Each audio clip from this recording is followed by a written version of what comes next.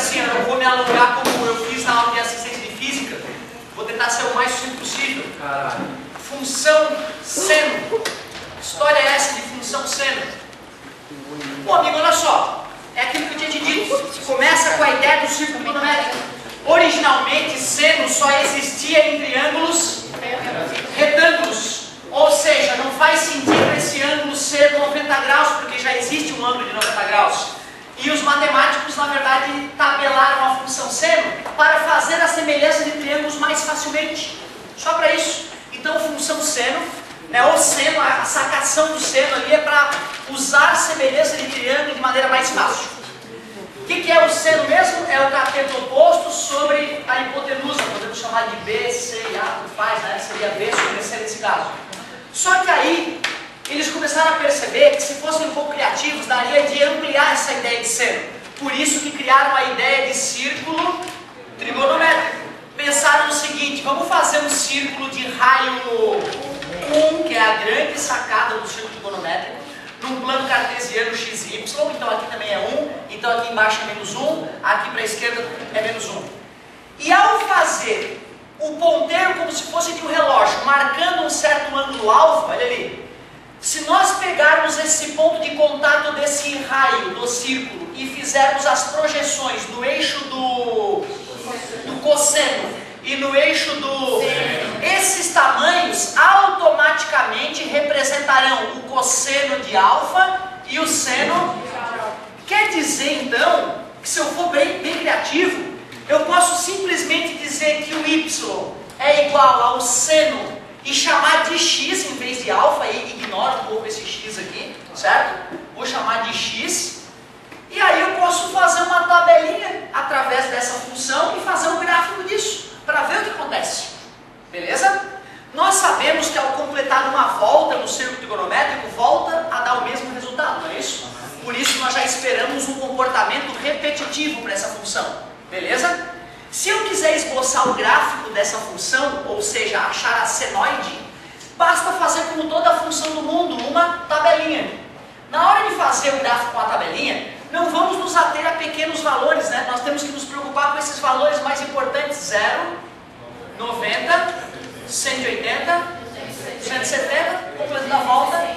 Muito obrigado. Então eu vou me preocupar com 0, 90, 180, 270, 360 já vai repetir, vai ser igual ao 0. Não é isso? Com essa noção que eu acabei de relembrar a vocês, botando o ponteiro bem no 0, quanto é que vai ser a projeção no eixo do seno? 0. Por isso que o seno de 0 é 0. Quanto maior, mais próximo de 90, né, maior é a projeção no eixo do seno, quer dizer que em 90 o seno vale 1. Em 180, volta a dar 0. Quando for lá para baixo, 270, dá menos 1. E quando completar a volta, é o mesmo que o 0. Então, se eu for traçar o gráfico, eixo x, eixo y, eu percebo então que foi de 1 até menos 1, então eu posso marcar ali o 1 e o menos 1. E vou marcar pontos aqui. Quando era 0, deu 0. Quando é 90 graus? 90 graus, vocês lembram que a gente pode usar radiano, que é uma maneira mais justa de medir, né? 0, π sobre 2, π que é meia volta, 3π e 2π.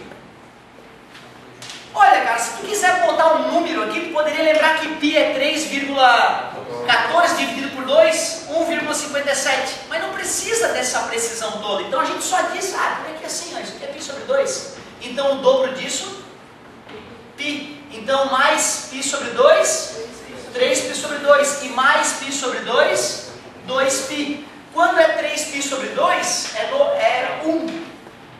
Concorda comigo? Quando é 180, quando é 270, menos 1. E quando completa a volta, e aí, se nós tivéssemos paciência, poderíamos fazer para 30, 60 e 45, para ver a curvatura bem bonita ali, né?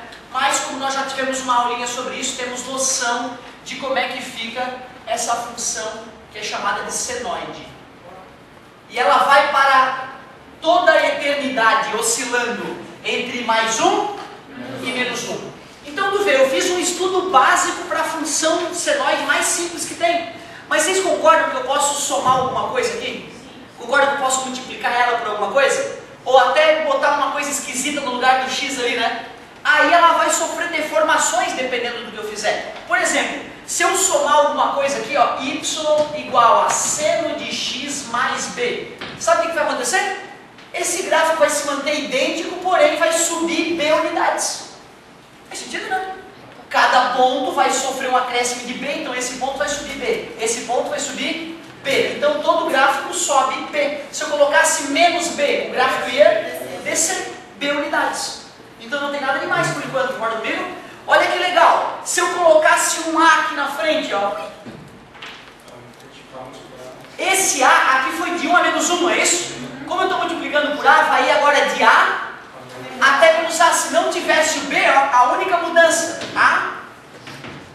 Então tu vê, cara, se eu sei fazer o gráfico da função y igual a seno de x, eu consigo fazer o gráfico das outras. Até porque ele pode fazer a tabelinha com calma, né? Chutar um valor legal para x e fazer a tabelinha.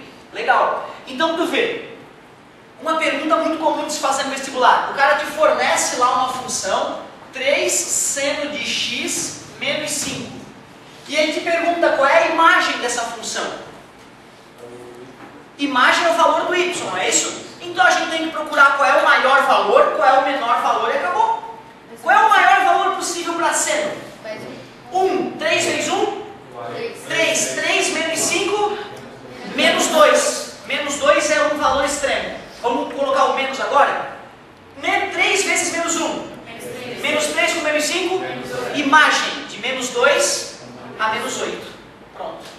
Então imagem é bem fácil, né? É só tu pegar o seno, coloca 1, calcula o valor, bota no lugar do seno menos 1, calcula o valor. Esses extremos é a imagem. Otávio, não era ali para substituir por 1 ou menos 1, o seno de x menos 5, deixar 3 de lado?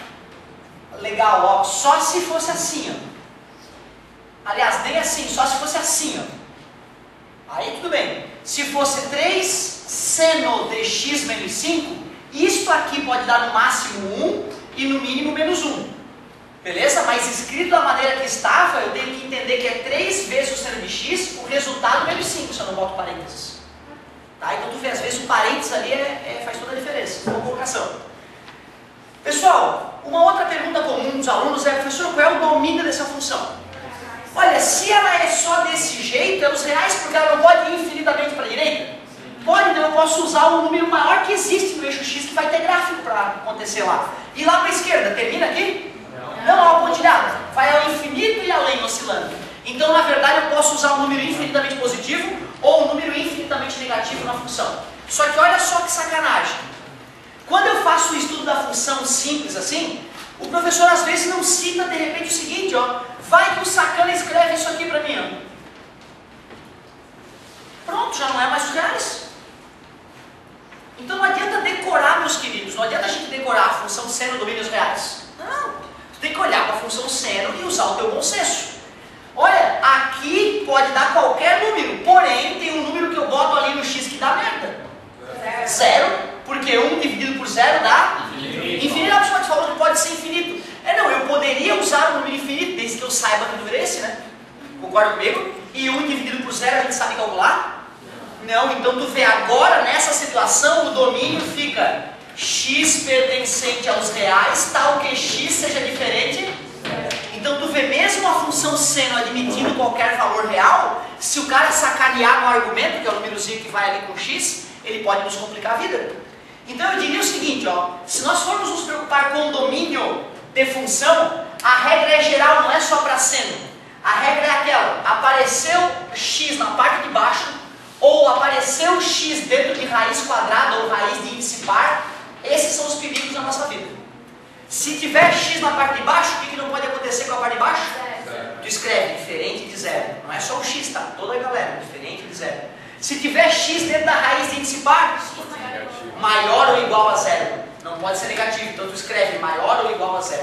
Esses são o perigo do domínio, digamos, certo? Mas a função sendo bonitinha, o domínio dela, os reais. E alguém lembra como é que se determina um período? Aliás, o que seria um período? É quanto tempo demora para o gráfico dar uma oscilação completa. Que nem na física, né? O período da onda, quanto tempo a onda demora para completar uma oscilação. Para calcular o período, o segredo é tu pegar o número númerozinho que está multiplicando o x, não é isso?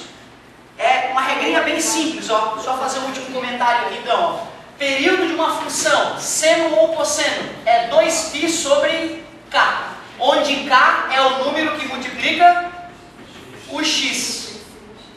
O perigo, sabe o que é, cara? É o seguinte, ó.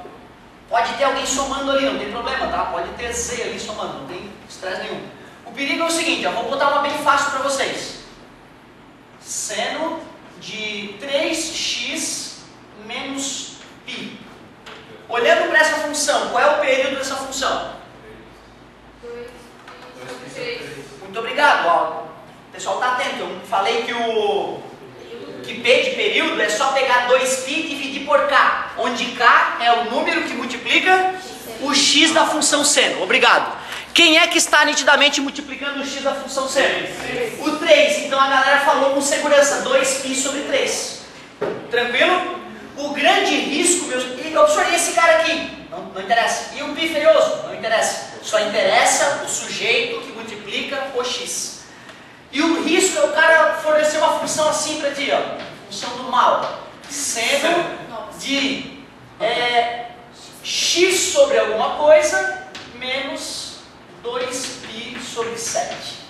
Olhou para essa função, tem que reconhecer que o número que multiplica o x é 1/5. Tem que olhar para cá e enxergar que é 1/5 vezes x. Então como é que vai ficar o período? 2π sobre 1/5. Divisão de fração é a primeira. Vezes o inverso, 5 vezes 2π, 10π é o período. Beleza? Todo esse raciocínio que eu usei para a função seno serve também para a função cosseno. A única diferença é que a nossa tabela vai ficar diferente, né? Quando é 0 é que é 1.